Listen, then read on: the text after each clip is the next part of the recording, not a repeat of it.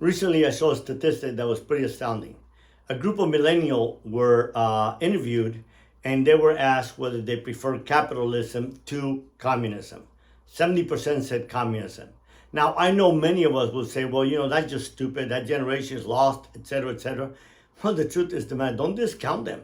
That generation, 30 years, will run this country. That will be the generation that makes the laws. That will be the generation that will elect leaders, that will elect politicians. That will be the generation that will literally change the world, for good or bad. Well, a great part of the reason this generation feels the way it is, you can't blame them. And that's the same reason that I remember telling my father back in Cuba when I was young. My father would talk about Fidel Castro, well, actually in Miami after we came from Cuba. My father would talk about how horrible Fidel Castro and how could people, the majority and the mass, the vast amount of Cubans, wanted Fidel. I said, Dad, it really, really is simple. He said, what are you talking about? I said, when the majority of the wealth was controlled by 10% of your friends. Think about it. And 90% of the people had nothing. All they need is someone to come along, speak pretty, and then, you know what? That's what they're going to go with. That's why when you see these young people today and they have this enormous debt that was given to them by the government. When I went to University of Miami, private universities was roughly about a month's salary. Public university like Miami-Dade, FIU was 1 week's salary. Everybody could afford it because there was no student loans. We worked, we put ourselves through school, and then we succeeded and we got out and we bought a house. Today's generation cannot do that. Why? Because today, thanks to the government, so they're given so many school loans that it allows the university to charge astronomical amounts of money for tuition. So therefore, these kids actually graduate with what? A mortgage, except they have no house. And working hard, buying your first house was the way that middle class ended up creating wealth in America. Now, the thing about it is that the disparity of income in the United States is so enormous today, there is no more middle class. You got the very vastly rich, and the vast amount of people are very poor. So when you have that, then you come out with some socialist ideologies like, we'll send you a check every month. This is free, this is free, this is free. Once you give something to people, you just can't take it away from them. Truth is, some people do need help from the government. They're really, really hurting, especially moms raising a single child that, might not have an education. And really, how can she pay for childcare? And then I see this politician say, no, we don't need to have childcare. They can get a job. Well, childcare is astronomical. And no, they cannot get a job. I mean, my daughter and her husband, they pay $600-700 a month. Think about that for a single mom. $600-700 a month is the equivalent of, half of their salary of an average American working mom that doesn't have a college degree. Then people say, well, it's so sad they should have gotten a college degree. Well, it's bullshit, because a lot of them did not have the opportunity to get a college degree. They had to work just to eat and survive. So our income, our disparity, our capital is screwed up. Now, I'm a capitalist. I believe that is the greatest system that there is. But capitalism must come with a social responsibility. We need to help people up, give them a hand up, not a hand down. We need to empower people so that they can earn a dignified wage, so that a person that works 40 hours a week can live a dignified life like my father and mother did on minimum wage. But yet minimum wage has not changed in the last 20 years. So today, employers are crying and they're like, oh my God, salaries are so high that we can't find employees. Good for them. Because salaries should have been this high already for years, but they're not.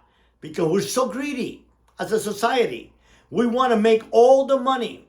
And then we, as consumers, the ones that cry and bitch, are the ones responsible. Why?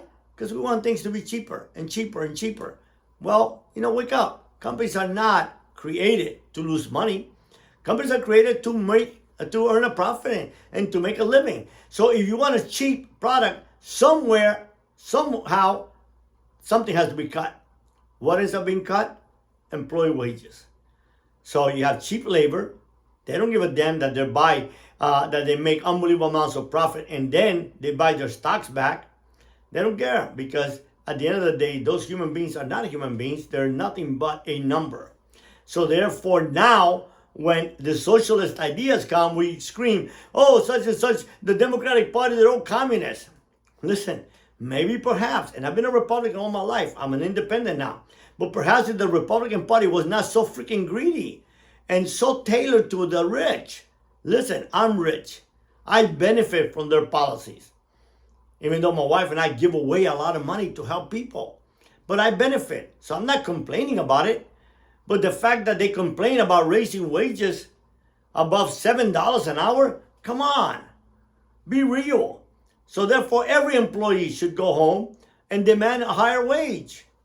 And then when they can take care of themselves, the government will step in. Why? Because votes. They need the votes. And people would vote for whoever gives them something. That's the bottom line. Rich people vote for those policies that give them more money. Why were the tax cuts so popular among the wealthy and the Republican Party? Simply because we're going to make more money. I made more money. I benefited from it. But not, honestly, not blaming Trump, because I believe his ideal, he had been talking about this for a long time. His ideal was that companies would buy more equipment, hire more people, and stimulate the economy. Well, it didn't stimulate the economy. It created $3 trillion worth of debt. It made people like me richer. That's what it did. It did do nothing for the average American person. So we complain about an infrastructure bill that is $2 trillion or a Build Back Better America. And I'm not saying I'm in favor or not. I'm just showing what's going on in this world, because most of you might just talk to one or two people or your circle that thinks like you. I get emails from hundreds and hundreds of people. I hear it from all sides. And I've been on the other side. I know what it is to be poor and not have money to eat.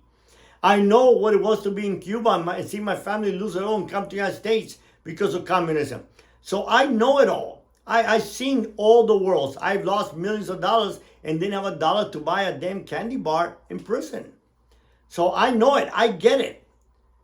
But unless we figure out how to take care and somehow recreate a middle class, sit back 20, 30 years, socialist, communist idea with a socialist mix, because we're never going to have a dictator in America, will go ahead and permeate our society.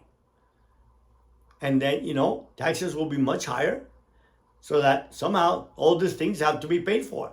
And if they're the ones making the laws, get ready. You will pay much higher taxes. Maybe perhaps we do deserve to pay higher taxes. Because the truth is, for me, if the tax rate goes up 5% more, will that make a big difference in my living? If it goes up 10% more, will that really stop me from living the life I live, eat the way I eat, travel where I want to? No. The market will adjust. I will be all right. But you know what? If that 10% more is able to facilitate a better lifestyle, to provide more so that 1 out of every 5 children in America does not go to bed hungry, crying. Think about it, in a country full of obese people, we have children sleeping at night hungry because they don't have enough food. Ain't that something? And we talk about, making abortions illegal. But the truth of the matter is we don't even care about feeding the ones that are alive. What are we going to do with the ones that are not aborted? And I'm anti-abortion, okay? So get that right. I'm just laying out questions. I'm not giving you answers. I'm just telling you what I read. All sides, from very wealthy to very poor, to ex-felons, to people just trying to survive. People trying to be a decent person. People trying to change their lives, to find meaning, to find purpose. People that feel all the odds are stacked against them. People that are really, really trying hard. It's like people coming out of prison, the recidivism rate is so high. And people say, you see, he did not have a true conversion in prison. He did not change his life. He didn't want to become a different person. Bullshit. Nobody wants to go back to prison. But when you get out and you have no way to sustain your family, you're going to do what it takes. When I got out, if I had not got the ability to go out and get a Ph.D. and have scholarship to pay for it, where I was able to eat very, very modestly and still pay my child support, I'll tell you the truth. God had changed my life. I had walked away from the cartel for 4.5 years. But if at the age of 40, I couldn't get a job because of my record and I couldn't figure out how to feed my children, you know what I was going to do? Then right, I was going to sell drugs again. And then if I got caught doing and die in jail, so it be it. But I wasn't going to die seeing my children go without and go hungry. And that's not about buying them wealthy items. So that's the problem. We don't give a chance to these kids that really want to change their lives. We don't help the people that really want to help themselves, that want to really help themselves. So socialist idea is we just give them money, tell them to stay home, don't do anything, and then in essence we just destroy their lives. So we better wake up as a nation and realize that unless things change drastically, socialism is here, it's coming, and it's here to stay. Be blessed.